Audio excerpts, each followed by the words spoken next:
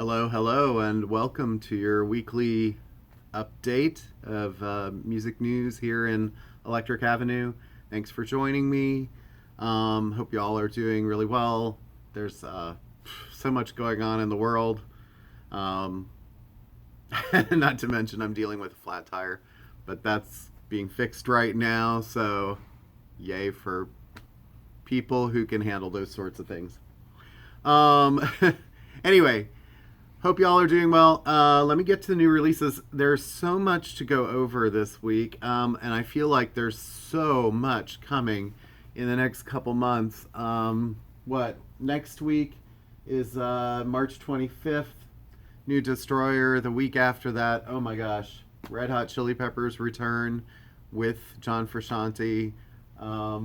There's a whole bunch of stuff scheduled. The week after, supposedly the Tool Fear Inoculum box set coming on vinyl. We'll see how many of those we actually get.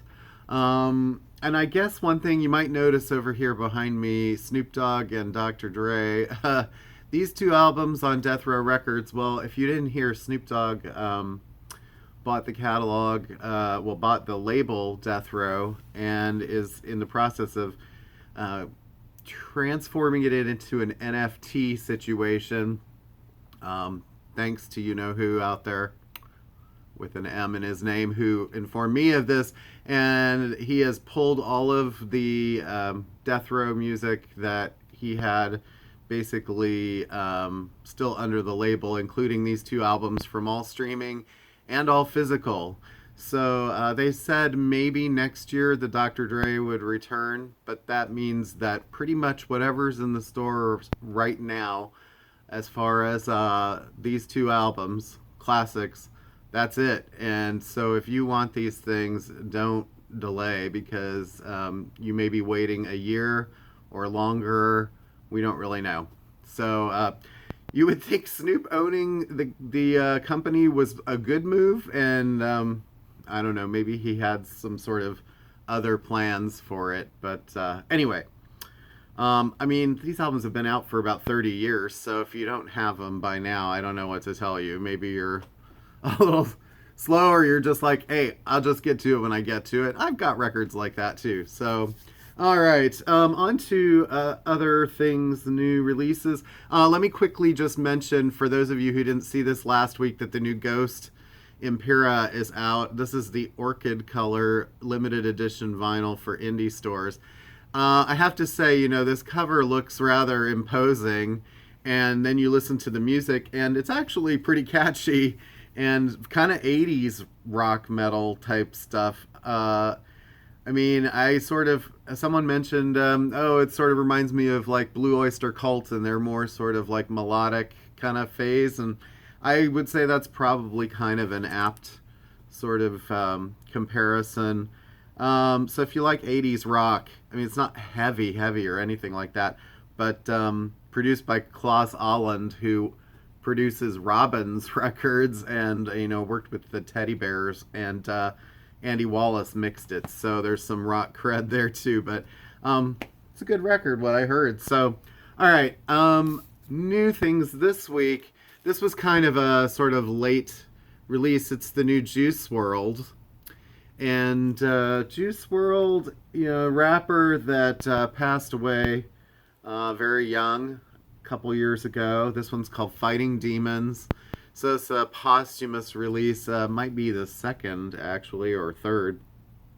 The guy recorded a ton of stuff before he died, and so now they're sort of emptying the vaults. But this one actually features some guest appearances from a guy from BTS, Suga, Justin Bieber, Eminem, and Trippie Redd and Polo G.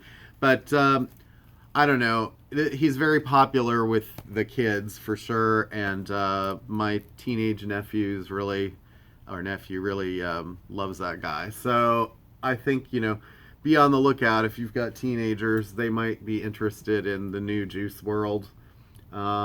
Okay, for us slightly older folk, so this was a big week for Frank Zappa, because they're releasing The Mothers 1971. This is the full Fillmore East, June 1971 concert over 3 records.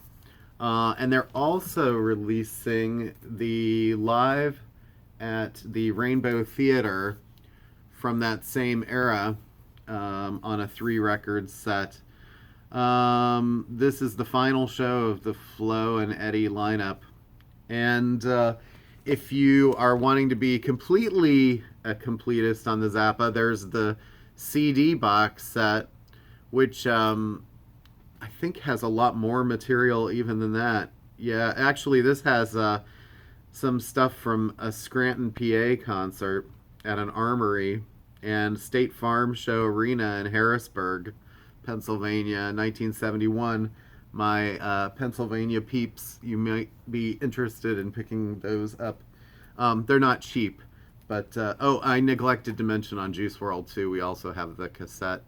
Don't have a lot of them, but if you are interested, there's that. All right, another sort of notable release this week, and it's kind of an odd one, is the Tool. This is the Opiate re-recording, reissue. It's in this book thing. Tool can't seem to do anything anymore sort of simply, and so it's the one track from the Opiate EP, the title track, and it's a 10-minute version that they've re-recorded and they've been playing live in concert. It comes with this book.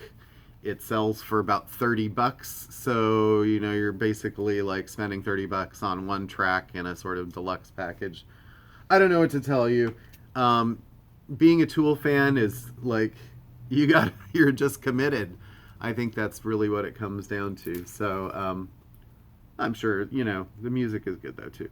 All right, so I know I'm gonna get shit for that. Sorry. Next thing up. Oh, Charlie XCX Crash.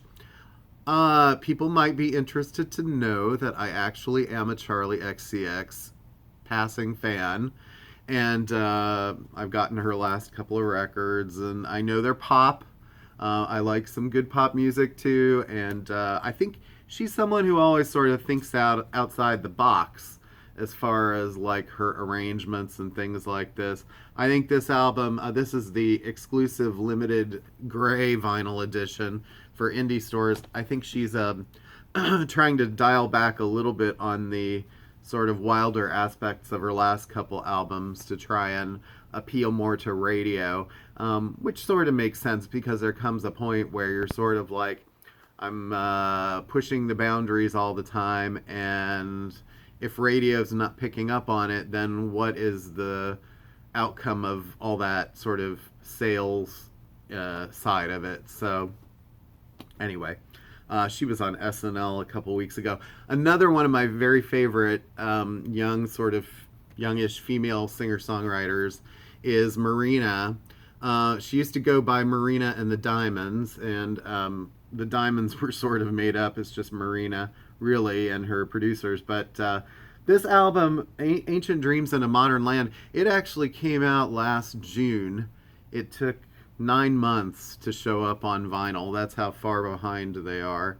And yeah, she's very smart with her sort of observations of political things and sort of observational kind of lyrics. She sort of, I think her last record, it's been a couple of years. It was very long and had a lot of ballads. This is more like her early stuff, which is a little more almost new wavy at times, I guess. I don't know what I'm saying. But I love her. All right, Midlake return with their first new record in 5 years, maybe? It's been a while. Coke Bottle Clear indie retail exclusive, For the Sake of Bethel Woods. Yeah. So Midlake I give a lot of credit for not only being a great band, but also bringing people like John Grant back from the brink and being a backing band for him on his albums and helping him out. New band, I believe they're British, Seagulls. I started listening to some of this and I thought, hey, this is pretty good sort of British rock stuff, but I don't know how legit they are. But yeah, what I heard sounded pretty good. Okay, now we're getting into some things that may be of interest to sort of, I don't know, the collectors who want more sort of like reissue kind of stuff. This Sun House, let's see, this is called Forever on My Mind. So this album, first of all, it's pressed on limited edition black and white Fleck vinyl. It is on Dan Auerbach of Black Keys Easy Eye Sound label.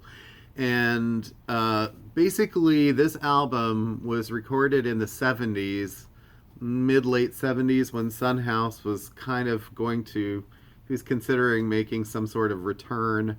And for some reason this album was shelved and never released. So we're getting an unreleased Sun House album thanks to Dan Auerbach bringing it back together. So anyway, if you like the blues.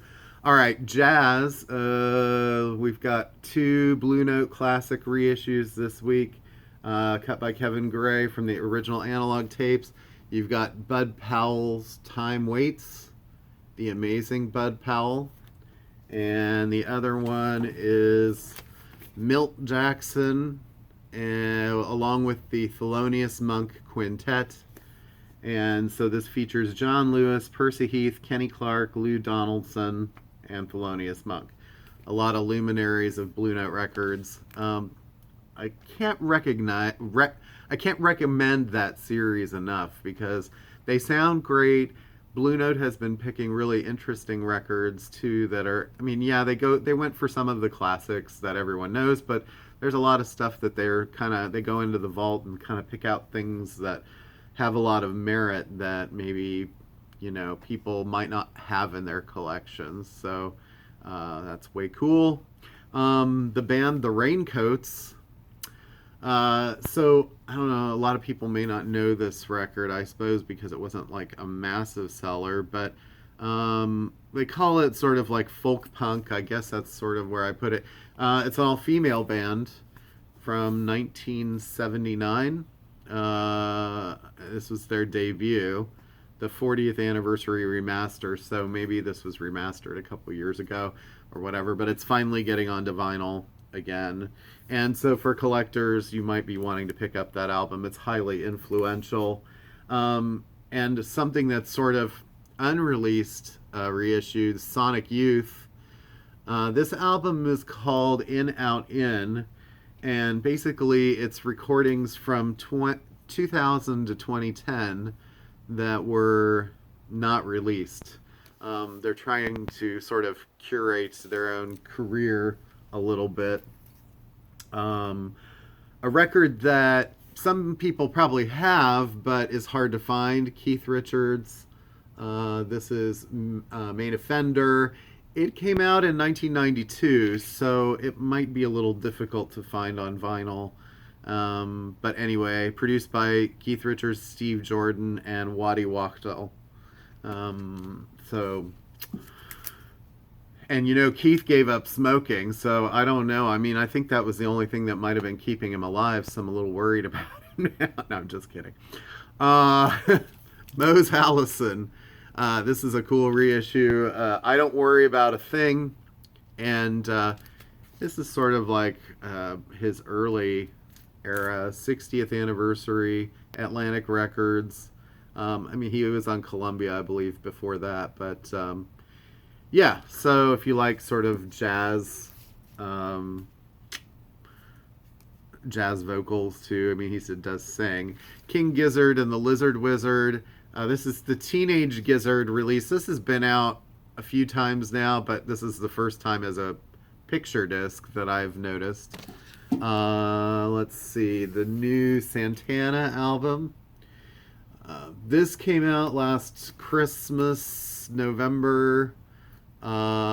It took, 4 months to get out on vinyl. Blessings and Miracles.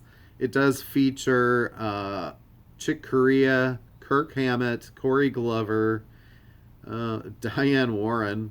with G-Eazy on the same track. Steve Winwood, Rob Thomas, Chris Stapleton.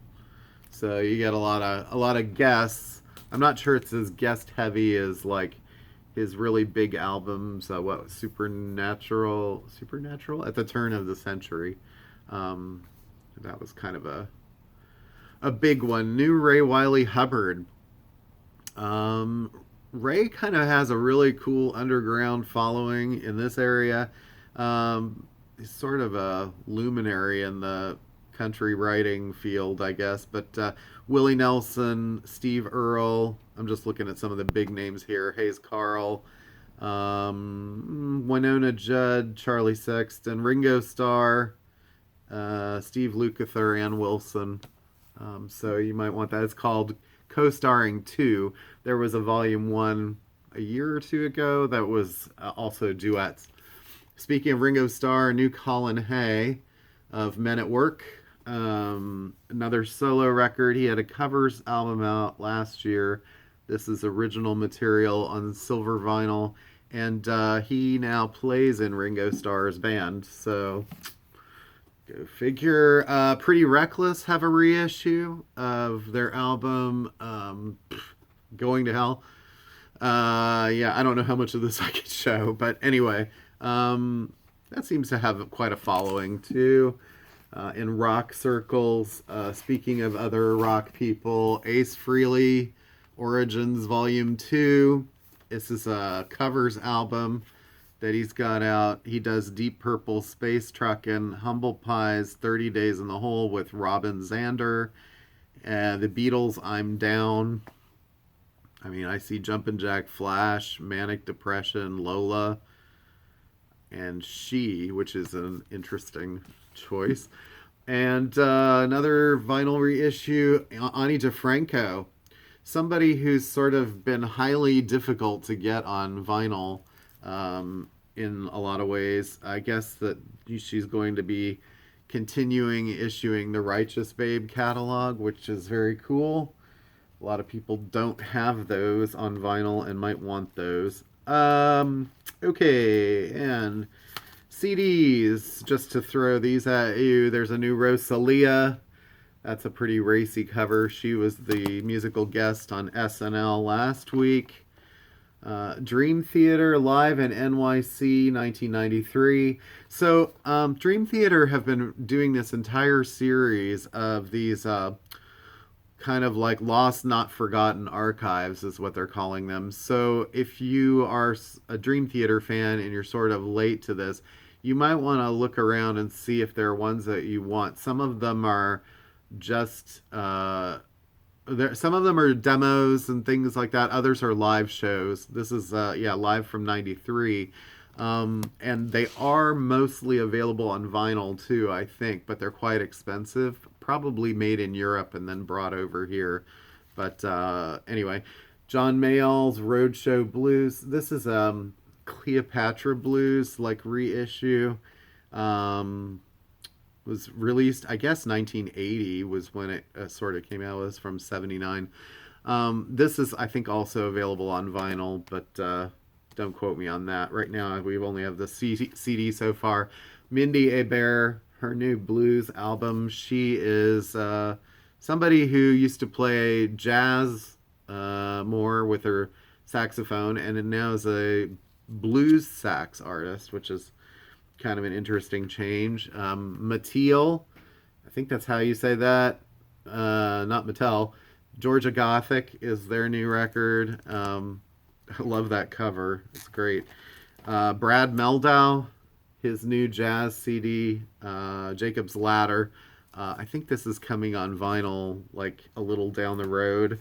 And some names that you haven't heard in forever.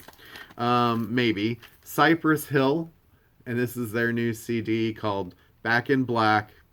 Yes, new Cypress Hill. I don't know if the vinyl, I think the vinyl is coming, but it was very expensive, so be aware of that. Men Without Hats, not Men at Work, but Men Without Hats. These were the Safety Dance guys. This one's called Again Part 2. So again, part one came out a year or two ago, and it was cover songs. Again, part two is all original songs, and it's their first album of original stuff in 6 or 7 years. For those of you who didn't know that they were still a thing. And also, Cleopatra also did a Flock of Seagulls greatest hits called Iran, the best of.